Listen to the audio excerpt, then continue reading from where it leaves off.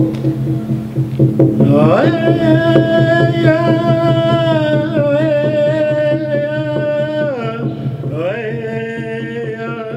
just want to say, in the teaching of Canadian history, or U.S. history, that is always like this kind of, I'm not a big fan of most of those teaching systems, And what I want to say is that, in terms of the United States, they had no experience with democracy. They came from feudalism. Y'all did too. You came from monarchy and feudalism. You hung on to it a little bit longer. You did that old British model, and I'm not making no judgments there. It's all good. But in the United States, they try to create this democracy, and then the representational democracy. And the representational democracy is founded on the teachings of the Iroquois Confederacy. And they missed some of those big teachings, but if you imagine, 5 and then 6 tribes that came together to form a confederacy, and they put down their weapons. That's a good lesson, huh? Put down their weapons, buried their weapons, and said, let us figure out how to agree. Let us figure out how to work together. Let us figure out how to govern our people. Let us figure out how to do this in a way that reflects not only now, but looks to the 7th generation ahead that is responsible.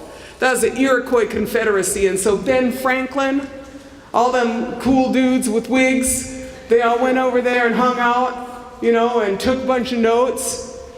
And then they came back and they create the American Constitution, but they missed some essential points, which, I think a lot of you know. For instance, the fact it was the women, the clan mothers, that to this day appoint and remove the chiefs. That's very significant because in the United States, of course, women could not vote for a very long time. So very significant omissions. But representational democracy and the ideas of democracy, can be taught with it from an indigenous worldview. Similarly, ideas of justice and reconciliation justice, very important, because Canada and the United States, of course, the United States is the worst, but we have punitive systems of justice. Punitive systems of justice. And that is not necessarily, that comes from one worldview. But in a lot of our teachings, we have reconciliation systems of justice. And I just give you one example is that in this case, ex parte Crow Dog in the United States, Crow Dog killed Spotted Tail on the Rosebud Reservation. I have no idea if you have any idea where that is. Go South Dakota, okay? And he killed him, and then the United States bring in the Major Crimes Act, and it then began to charge him with murder, right? And so he's charged. But the traditional court system said that the Crow Dog family had to provide for the Spotted Tail family because they had killed their leader. And so what I'm trying to say, and so that was the traditional remedy. And in more recent times, there was a big battle over this Crazy Horse malt liquor. I don't know if you have any idea what I'm talking about. Crazy Horse being one of the great Lakota chiefs, but the Stroh's company issued a malt liquor called Crazy Horse malt liquor. And the Lakota people and the Crazy Horse's descendants were very upset about that. And so they sued them in Rosebud Tribal Court, Rosebud Lakota Tribal Court. Y'all follow me kind of on this? Because I know this is not your geography. But they sued him in Rosebud Tribal Court, and Stroh's came to court. And he acquiesced to the Rosebud Court decision. And so what he was asked to do was to formally apologize to the families.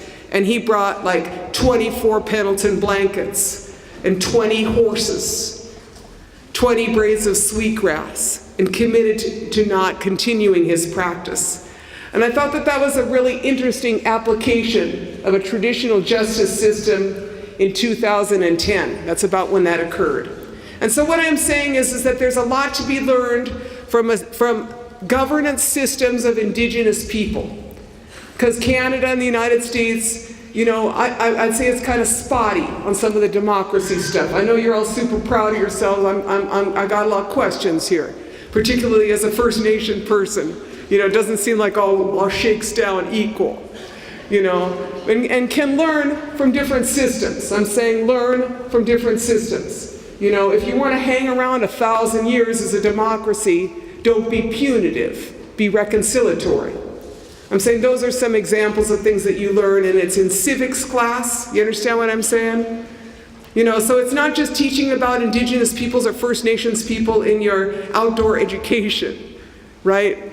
Or in your, you know, Manitoba history. I'm like, what are the paradigms of thinking that come out of Indigenous nations that are informative and helpful as we move forward? Because democracies and civil society are vital. They change, and they must change according to to be healthier.